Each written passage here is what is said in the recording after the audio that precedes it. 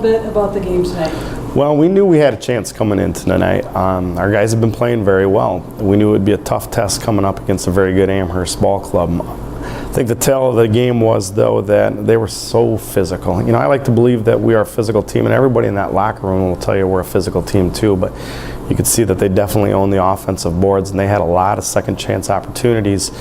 And when you play a relatively close game by losing by 13 points, those second chance points were huge for them. I know they had quite a few underneath. Big boys, hard to box out. Anything you're going to work on for the next game?